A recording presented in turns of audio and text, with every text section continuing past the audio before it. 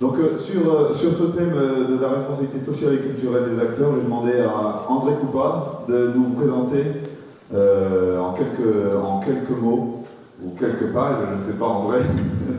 Donc je vous présente André Coupa, vice-président du GDOS. Excusez-moi, je suis...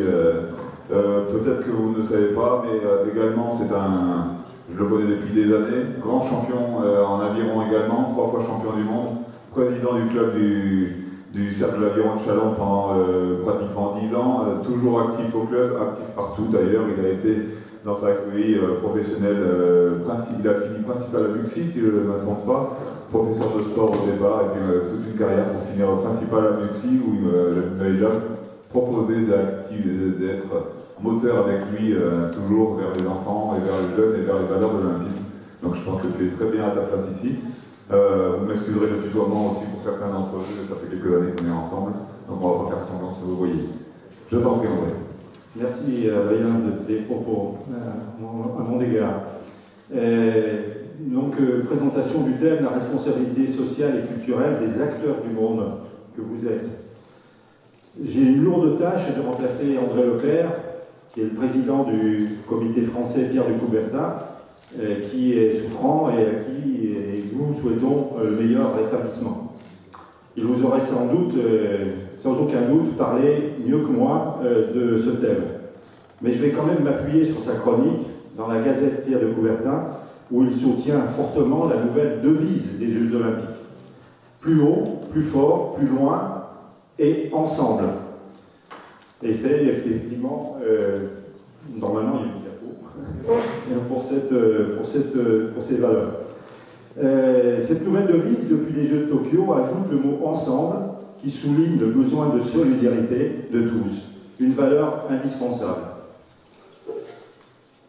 Les Jeux Olympiques ne sont pas que des performances sportives en référence à la devise, ce sont aussi des valeurs que chacun connaît.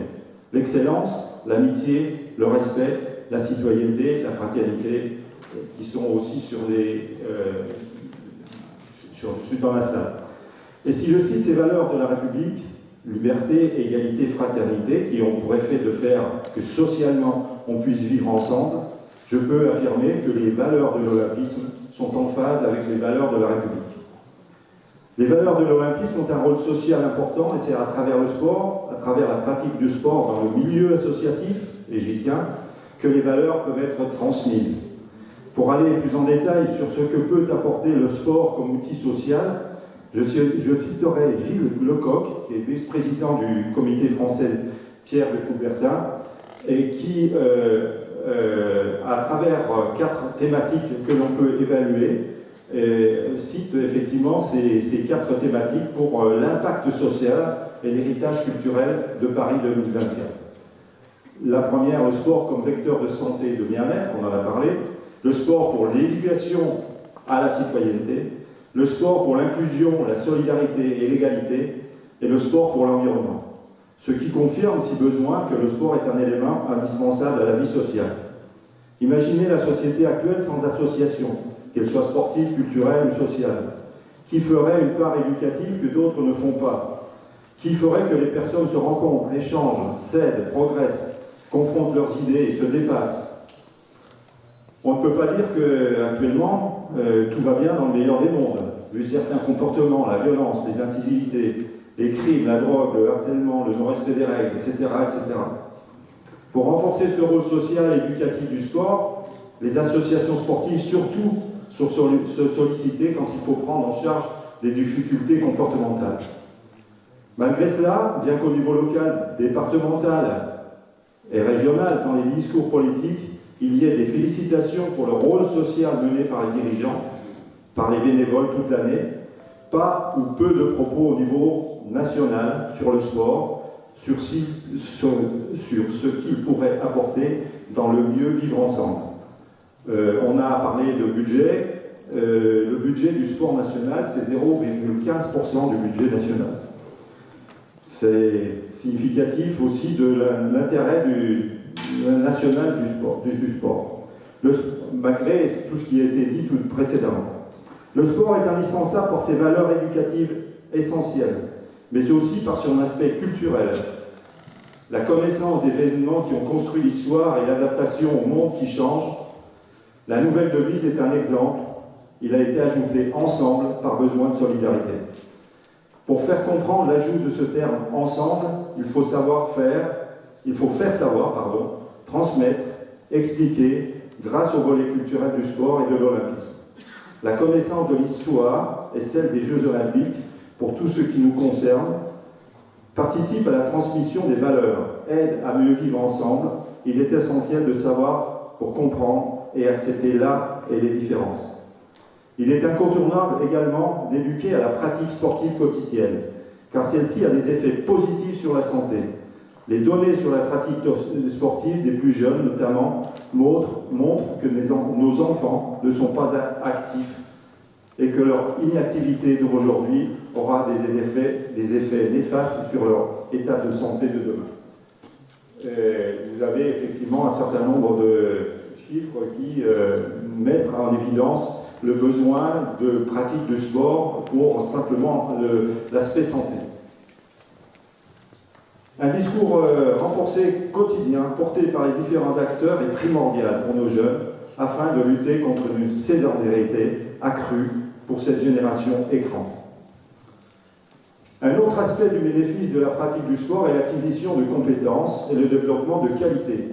L'autonomie, la rigueur, le savoir-être, le savoir-faire, avoir la capacité de prendre des décisions, savoir s'organiser, gérer son temps. Et je pense aux jeunes qui ont un temps scolaire et un temps sportif, le temps professionnel et sportif, le temps parental et sportif, savoir transmettre, avoir l'esprit d'équipe, etc. Grâce au milieu associatif, mais aussi aux règles du sport, on peut gagner ces compétences. Ce sont des atouts pour la vie scolaire, professionnelle. Elles contribuent au bien-être, qui est un des points d'évaluation de l'héritage social des Jeux Olympiques.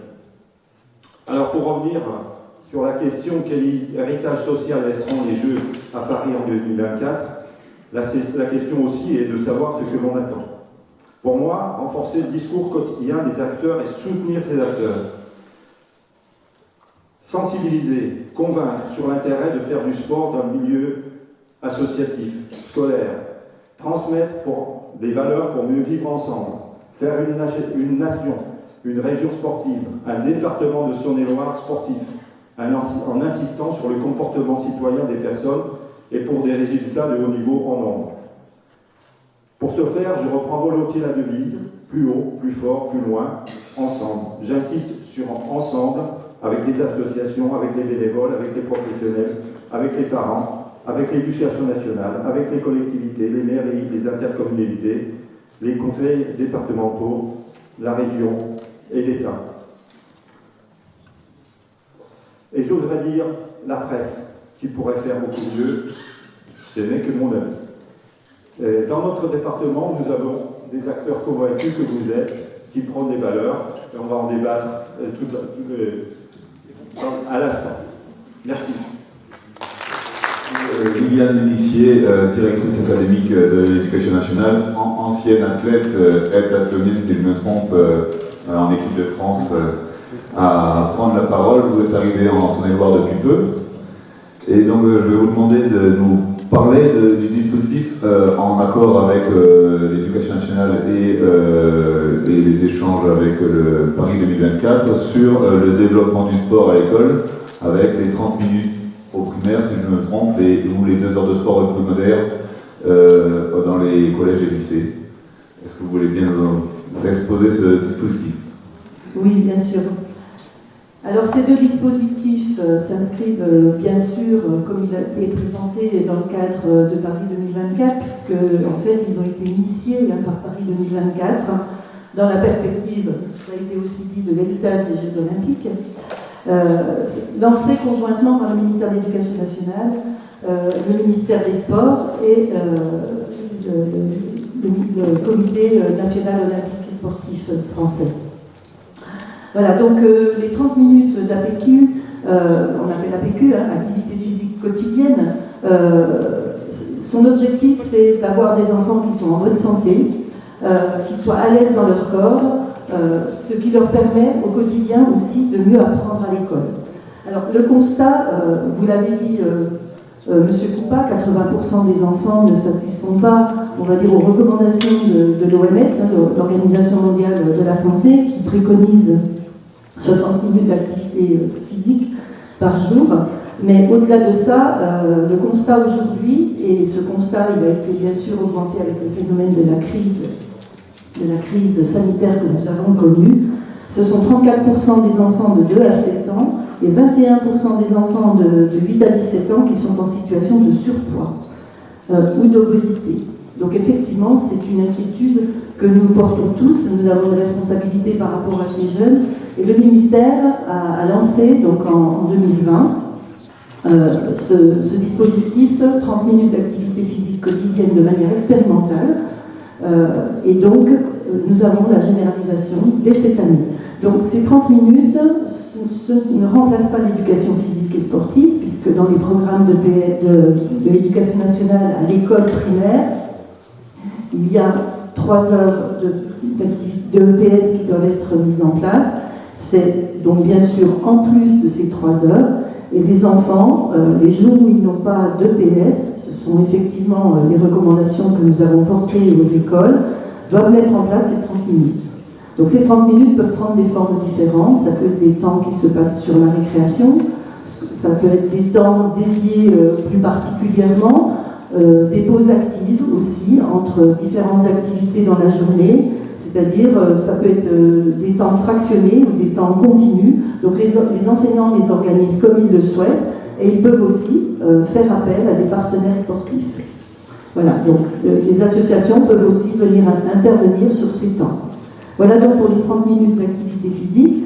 Et dans la continuité de ce qui se fait à l'école primaire, le président de la République et le ministre nous ont présenté lors de la réunion que nous avons eue fin août à Paris, ces 2 heures de sport au collège.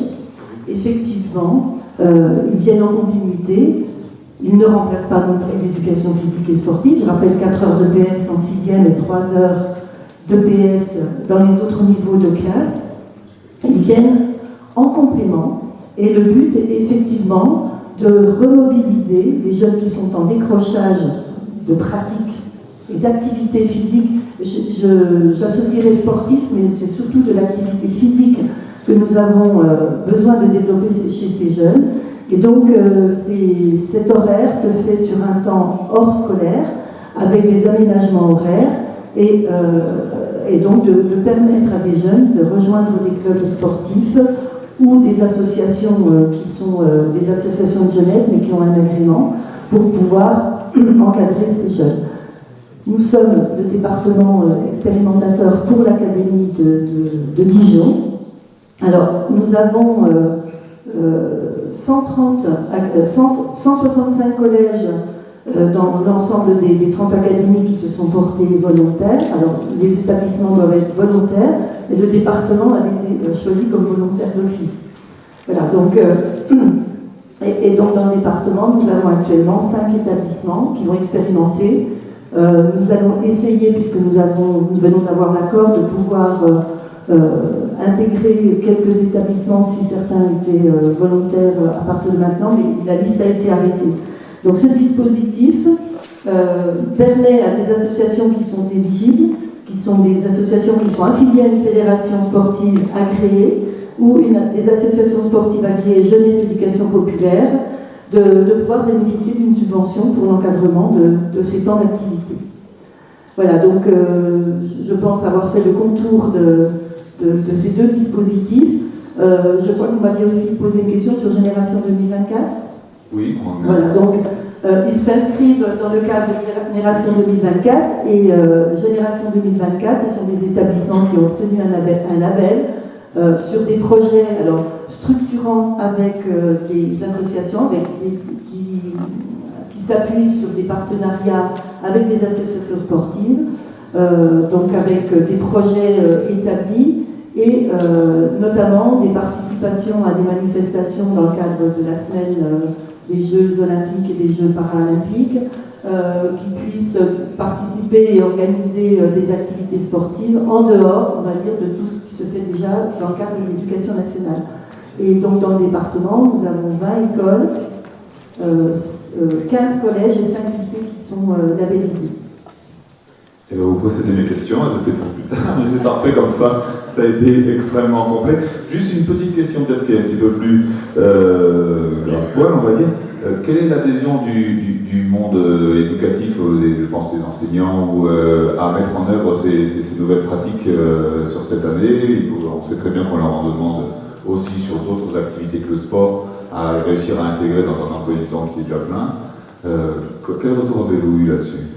Alors, sur l'expérimentation, au départ, je pense à l'activité à la PQ, puisque sur l'autre dispositif qui vient de se mettre en place, nous n'avons pas suffisamment de recul, même si voilà, nous avons toujours des positionnements, on va dire, des enseignants de PS qui ont toujours peur de perdre leur cœur de métier.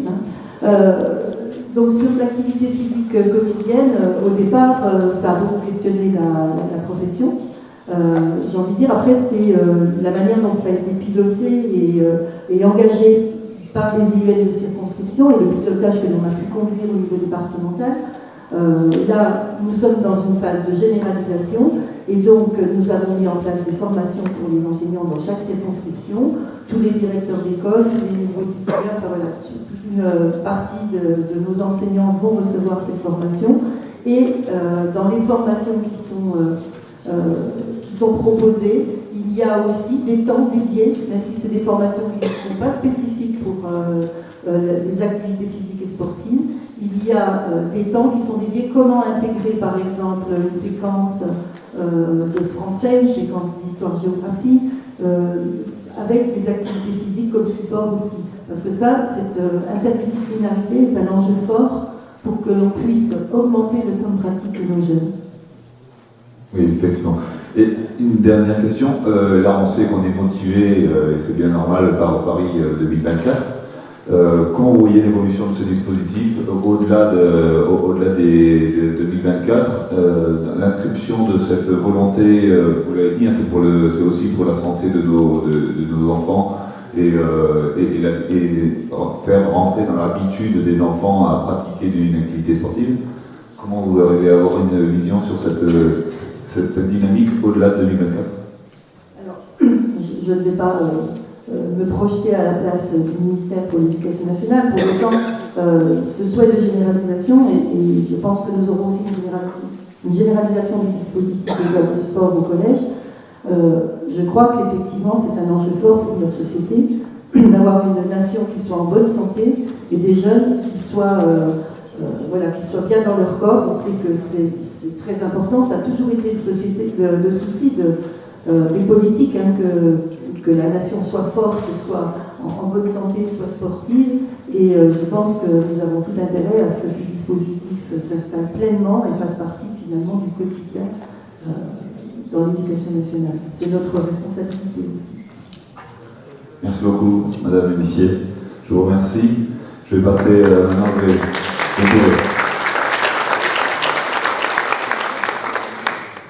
Gérard Milan. Maintenant, président du comité départemental en e-sport. On ne s'est plus encore la semaine dernière parce qu'on se croise assez souvent en ce moment. On en parlera peut-être un petit peu plus tard. Pouvez-vous nous présenter comment mobiliser les gens, aussi bien les personnes qui ont besoin de pratiquer du sport handi que les personnes qui ne seraient pas un petit peu étrangères au sport handi? Pouvez-vous nous présenter comment vous arrivez à sensibiliser tout le public en Saône-et-Loire à la question du handicap et du sport avec le handicap? Alors effectivement, bien que ce ne soit pas notre mission principale, puisque notre mission c'est le développement du handisport sur le département, nous faisons énormément de sensibilisation, essentiellement d'établissements scolaires, collège, primaire, beaucoup moins lycée, un peu en entreprise aussi, pas suffisamment. Donc ces sensibilisations prennent la forme d'ateliers où on met les jeunes en situation de handicap. On leur fait pratiquer un sport pour non-voyants, le tambour par exemple, avec les yeux bandés. Quand vous êtes les yeux sans voir pendant un quart d'heure à jouer au ballon avec un ballon sonore, vous ressentez différent. Quand vous pratiquez un petit peu de basket en fauteuil, vous savez ce que c'est que la difficulté de manier un fauteuil roulant. Voilà, donc on les met dans différentes situations où on aborde des handicaps différents. On travaille aussi avec d'autres associations, par exemple Valentin Oui, de temps en temps, pour les aspects non-voyants, le langage des signes, les chiens guides. Voilà, on fait beaucoup de choses comme ça. Avant Covid, on sensibilisait entre 2005 et 3000 enfants par an. Le Covid est passé par là, il faut maintenant reprendre le rythme et ça paraît un peu compliqué pour l'instant. Mais c'est toujours intéressant et les réactions des enfants ou des jeunes sont toujours passionnantes. On passe aussi une vidéo de temps en temps, enfin assez souvent, alors soit en petit atelier de 10-15 personnes ou si on n'a pas suffisamment de temps à la fin, où on présente moult activités sportives pratiquées par des handis. Et ça permet de voir l'étendue, toutes les possibilités qu'ont les personnes en situation de handicap, quel que soit le handicap, même très lourd, de pratiquer une activité sportive. Et ça permet une ouverture pour les jeunes de voir tout ce qu'il est possible de faire, même si on est un petit peu diminué physiquement. Et les difficultés post-Covid que vous évoquiez, elles sont dues à recréer du lien avec, par exemple, les associations ou les établissements, ou c'est plus à réussir à mobiliser les personnes, à animer Au niveau des établissements, on n'a pas de difficulté parce qu'on travaille régulièrement avec eux, donc c'est pas le problème, c'est plus les établissements scolaires, par exemple, où la reprise est un peu difficile. Donc il y a eu cette période aussi où il y avait, même s'il n'y a plus trop de Covid, on est méfiant. Donc les activités sont un peu différentes. S'il faut mettre un bandeau sur les yeux, il faut que chacun ait le sien. Par exemple, on amène un foulard. Voilà, il y a un peu plus de contraintes quand même, et une crainte aussi de la part peut-être des établissements, qui entraîne quand même certaines difficultés. Mais on sent qu'il y a quand même un regain. Ça revient, mais c'est un jour. Et d'un point de vue sportif, on a pu apprécier avec Tokyo la qualité de diffusion des Jeux paralympiques à Tokyo. On sait que pour Paris, on est aussi sur une très belle dynamique sur le paralympique. Donc une publicité, il faut être clair, c'est si ça se voit, ça se connaît, et si ça se connaît, ça se donne envie, enfin c'est un petit peu ça. Comment on arrive au niveau départemental à faire connaître les sports para qui sont disponibles à tous les pratiquants et permettre aux pratiquants qui, eux, ne s'étaient peut-être pas imaginés être capables de faire du sport, de pouvoir rentrer dans une association. C'est vrai que malheureusement, ou peut-être heureusement, parce que c'est moins, les gens avec un handicap sont moins nombreux que la population globale, les clubs paralympiques sur la Saône-et-Loire ne sont pas extrêmement nombreux. Donc ça veut dire que ça demande du déplacement. Comment vous arrivez à créer cette dynamique? Ça c'est très difficile effectivement parce que vous voulez pratiquer du tennis de table, suivant où vous êtes, s'il n'y en a pas, vous faites comment? Encore que, je prends un mauvais exemple, parce que le tennis de table, je suis en fauteuil, je peux en pratiquer avec un valide en face. L'exemple le mieux c'est des sports d'équipe, les baskets, vous voulez faire du basket dans une ville, s'il n'y a pas de club handi, c'est foutu quoi. Donc il faut se déplacer. Et se déplacer, il faut avoir les moyens, ou il faut avoir un véhicule adapté, et ça c'est une grosse difficulté. Alors il y a un petit point d'espoir pour nous, pour faire connaître les activités sportives pour les personnes en situation de handicap, c'est la convention qui a été signée le mois dernier avec la MTPH, Maison départementale des personnes handicapées, qui va nous permettre d'avoir les noms des gens qui ont coché la case de sport ou activité de loisirs. Et on va pouvoir les contacter. Parce que souvent, alors déjà, eux-mêmes les personnes en situation de handicap, donc les jeux, effectivement, c'est une très belle vitrine, mais je suis en situation de handicap, souvent on se met des freins, je ne suis pas capable. Alors, soit on se les met, soit la famille ou les amis se les mettent. Je ne peux pas. Il manque un bras, je ne peux rien faire. Bien sûr, si. Je suis aveugle, je ne peux pas faire du tir. Mais si, on peut pratiquement tout faire, même avec un handicap très lourd. Et c'est ça que j'espère que les Jeux à Paris, parce que c'est vrai qu'il y a eu Londres quand même, déjà ça a été une belle diffusion, Tokyo encore plus, que les Jeux vont pouvoir mettre en avant toutes ces disciplines, toutes ces possibilités d'activité physique. Mais malheureusement, il y a toujours ce frein de dire eux, c'est des grands sportifs, moi, je peux pas. Mais pour qu'il y ait un grand sportif, il faut qu'il y ait une belle base avec des gens qui pratiquent. Voilà. Donc, notre mission, c'est d'arriver à. Alors là aussi, il faut arriver à convaincre les clubs d'accepter, d'accueillir des personnes en situation de handicap. Il y a souvent une crainte par rapport à ça, de mal faire, mais on est là pour les aider. et aux sportifs d'avoir envie d'y aller, de booster un petit peu. C'est notre rôle aussi. Et j'avais entendu parler le problème, c'est aussi des fois pour le matériel adapté au handicap, et vous cherchiez à mettre une mise à disposition, une mutualisation du matériel, ou en tout cas faire connaître où était le matériel adapté à telle ou telle pratique. Sur le département, on a déjà, nous, un gros parc matériel qu'on met à disposition, donc de clubs. Comment c'est mis à disposition? Quel est l'outil? Une convention annuelle, en fait. D'accord. On a du matériel Et si quelqu'un le cherche, il le trouve où? Alors, si on n'a pas nous, on l'a au comité régional, à Besançon. Ils ont un parc énorme. Et c'est les clubs qui viennent se rapprocher. Par contre, après, voilà, il faut se rapprocher. Alors, les clubs nous sollicitent. Ou alors, si on a une personne en situation de handicap, en fonction de son handicap, il va avoir besoin d'un matériel spécifique. Ça a été le cas assez récemment pour un tireur à l'arc qui avait besoin d'une potence pour tirer. On se les procurer. Alors, si on l'a pas, on achète. Enfin, bon, après, ça dépend du prix. Un fauteuil, c'est minimum de 1 500 €. Voilà, il y a des matériaux moins chers, mais quand c'est des gros investissements, c'est moins évident. Des chaises d'escrime, c'est pareil, c'est très onéreux. Donc il vaut mieux que nous, parce que ça aussi, ça a été une expérience malheureuse il y a quelques années, où on participait, où les départements, où les villes participaient à l'achat de matériel pour un club, pour une activité. Si le licencié s'en va, le matériel reste au club et il est inutilisé. Donc il vaut mieux avoir une centrale d'achat et prêter le matériel en fonction des besoins. Une idée d'utilisation, je trouve qu'un usage Mais ça, on le pratique déjà depuis longtemps, et la région aussi. Ce n'est pas le cas dans tous les départements.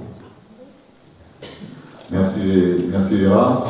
Si vous avez des questions, vous les notez, on reviendra tout à l'heure dessus. André Koupa, donc peux-tu nous parler des classes olympiques organisées par le GDOS du 71, s'il te plaît? Avec plaisir, d'autant plus que ça répond aussi aux soucis d'interdisciplinarité que vous avez évoqué, Madame l'inspectrice d'Athénée. Donc, d'abord expliquer ce que sont les classes olympiques, qui émanent d'une convention entre l'éducation nationale et le CNOSF, le Comité national olympique et français, et qui permet effectivement d'avoir un concept pédagogique interdisciplinaire proposé aux collèges, aux écoles et aux lycées, alors dans le département, et on a une convention entre le comité régional olympique qui s'occupe des lycées et les comités départementaux olympiques qui s'occupent des écoles et des collèges.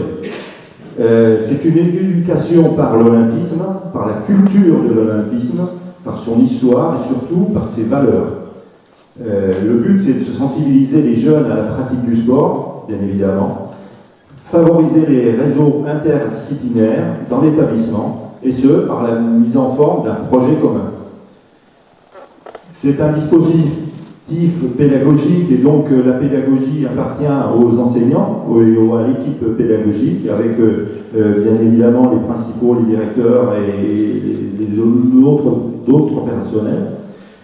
Donc la manière de faire entrer dans les cours et dans l'établissement, c'est du domaine de l'équipe pédagogique de l'établissement.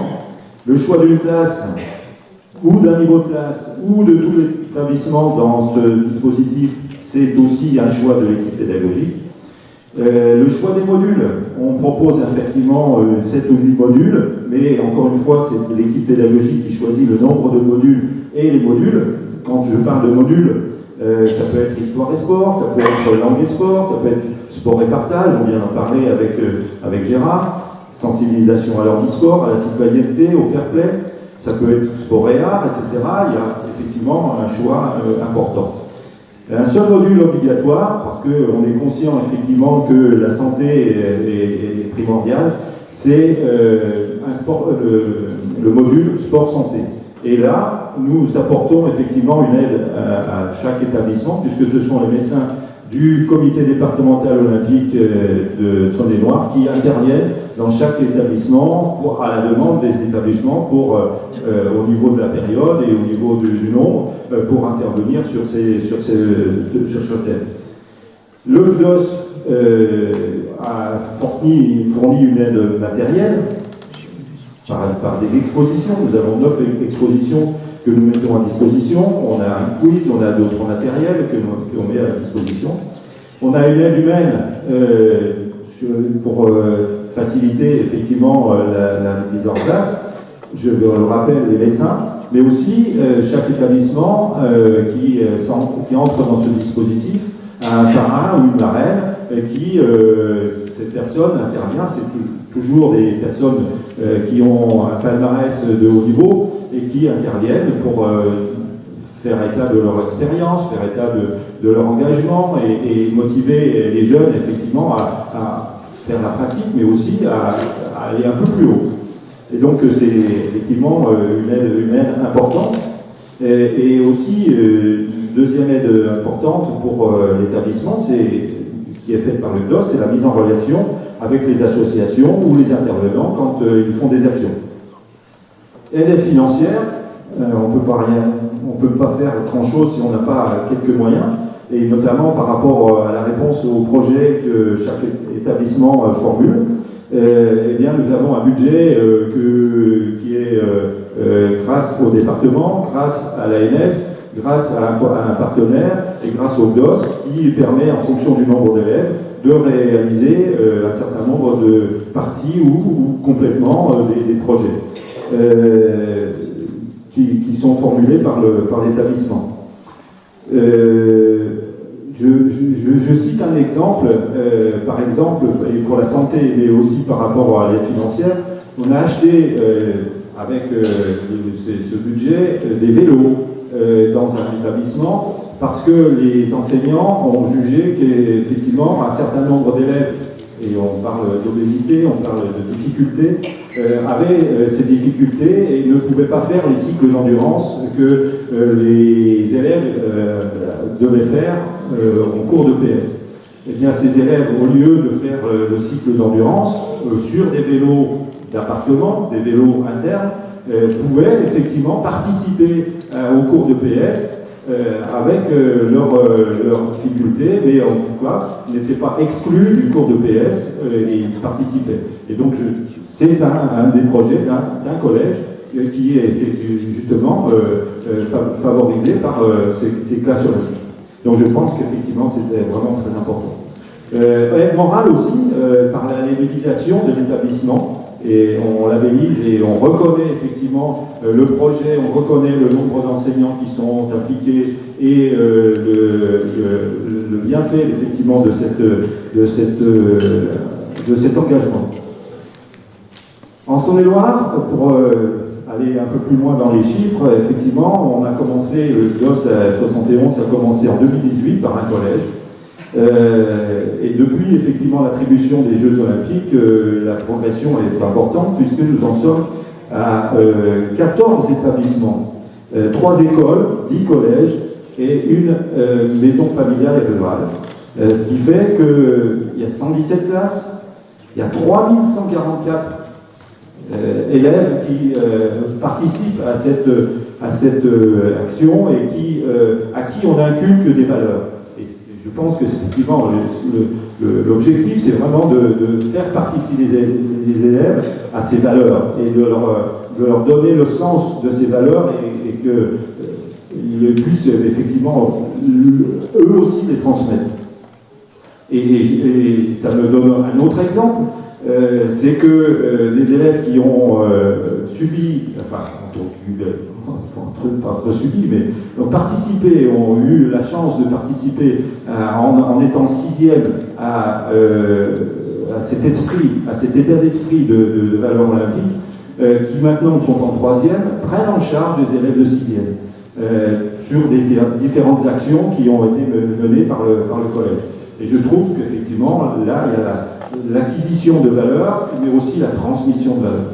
Et à l'intérieur des classes olympiques, je trouve que c'est effectivement très fort. Donc, l'engagement de la plupart des établissements jusqu'à maintenant est fait pour 2024, parce qu'effectivement, les Jeux Olympiques, mais je pense que, puisqu'on parle de l'héritage pour la suite, je pense qu'il y aura une continuité. Ça ne peut pas être autrement, dans la mesure où tous les élèves et tous les enseignants, toute l'équipe pédagogique est fédérée et qu'on mesure effectivement l'intérêt fort de cette initiative. Donc si je réponds oui sur l'héritage par le nombre d'élèves, à moins que tu voulais peut-être me poser la question. Oui, Alors j'arrête là sur la démonstration des classes olympiques. La question, c'est plus sur. J'aurais juste, mais de façon très courte, juste savoir l'adhésion que tu vois, et si tu vois un engouement plus important de la part des jeunes à Projet Paris 2024 sur ces classes olympiques lors des différentes manifestations. Juste pour. Oui. Et l'olympisme est une valeur maintenant qui parle aux jeunes et dans tous les établissements où il y a effectivement ces classes olympiques, on sent effectivement un engouement. Oui. C'est bien à savoir. Merci André. Edith Guignot, maire de Bourbon-Lancy, députée de Saône-et-Loire il y a, plus en exercice, mais vous avez été députée de Saône-et-Loire jusqu'en 2017 si je ne me trompe. Vous avez décidé avec votre ville de rentrer dans cette grande aventure de terre de jeu. Est-ce que vous pouvez nous dire ce que vous avez mis en place pour adhérer à cette dynamique? Alors oui, bonjour à toutes et à tous. Je suis ravie d'être présente aujourd'hui pour témoigner effectivement de cette très belle aventure. Je voudrais aussi remercier le SDOS 71 parce que depuis 2014, depuis mon élection en tant que maire et avec mon équipe, nous avons voulu adhérer au SDOS pour que le SDOS puisse nous accompagner en matière sportive et surtout pour travailler sur les journées santé ou sport, qui était un élément important où on aborde le handicap puisqu'on a un centre de l'adaptation fonctionnelle à Montmorency qui permet aussi de se mettre dans les conditions. Alors, effectivement, lorsqu'on a vu ce projet, alors nous sommes une petite ville de 5000 habitants, nous avons 130 associations, dont 34 sont des associations sportives, mais nous avons des équipements sportifs de qualité. Et nous apportons un soutien effectif à toutes nos associations. Et nous avons trouvé que ce projet pouvait être très intéressant, puisque nous sommes quand même très éloignés en milieu rural. Et une école élémentaire, l'école de Saint-Denis, a bien voulu se lancer dans cette aventure. Il faut aussi avoir des partenaires comme l'Éducation nationale qui nous accompagnent. Donc, nous avons bien sûr accompagné l'école. La ville s'est portée candidate à ce label et en plus avec l'Éducation nationale Génération 2024. Et ce label, nous l'avons eu au vu d'un projet qui a été élaboré pendant plus d'une année, un projet très structuré. Et donc aujourd'hui, on a le collège qui participe, on a plus de 230 enfants qui participent à ce très beau projet. Alors, l'émulation, elle est très forte. Je parlerai des écoles élémentaires et du collège. L'avenue, par exemple, à Montmorency, c'est le judoka Kevin Azema qui est le parrain. Avoir un champion de France venir dans les écoles expliquer la compétition, expliquer l'effort, mais aussi expliquer les valeurs de l'olympisme, c'est quand même très intéressant et attractif pour les enfants. Et puis ce projet, c'est un projet qui est sur 5 ans, donc toutes les valeurs de l'olympisme vont être travaillées. Alors vous l'avez rappelé, monsieur, pour dire qu'effectivement, il y a tout, on peut allier littérature, langue, art, santé, le partage.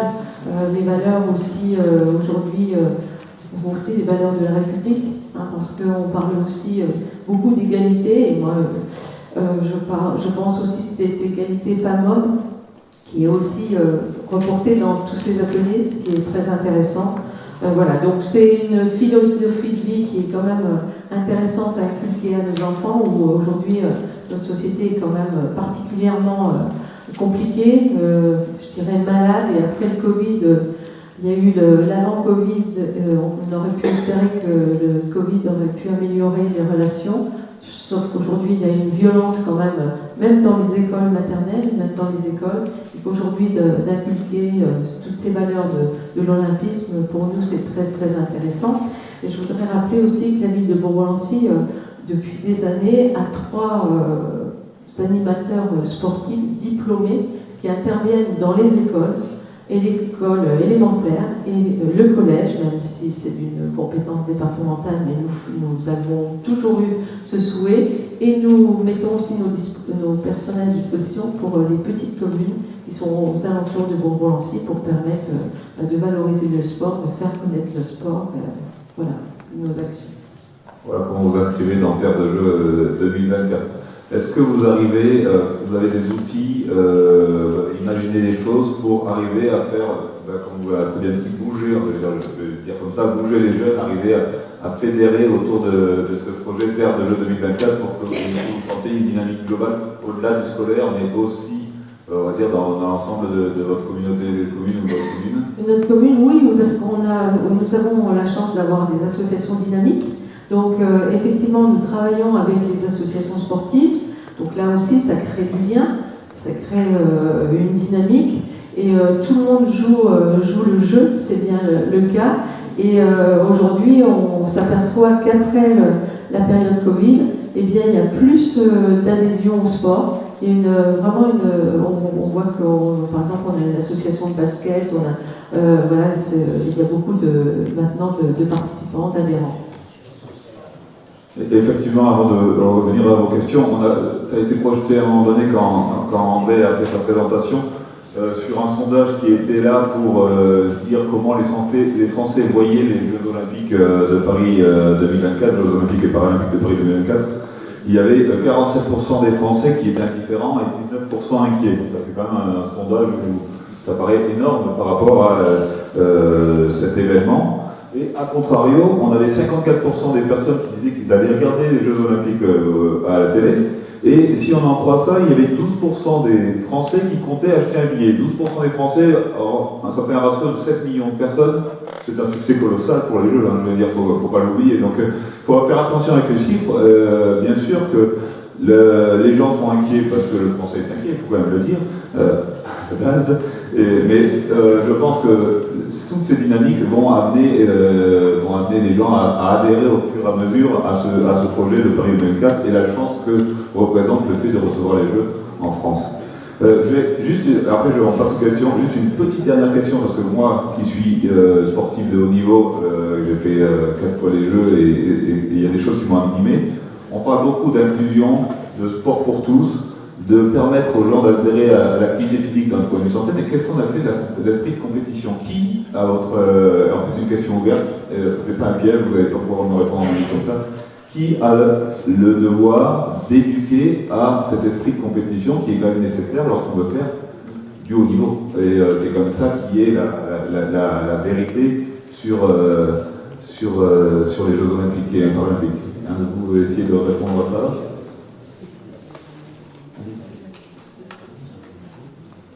Je veux juste rappeler qu'à l'Éducation nationale, nous avons les associations sportives et l'UNSS qui bien sûr a un programme de compétition pour lesquels les jeunes sont adhérents.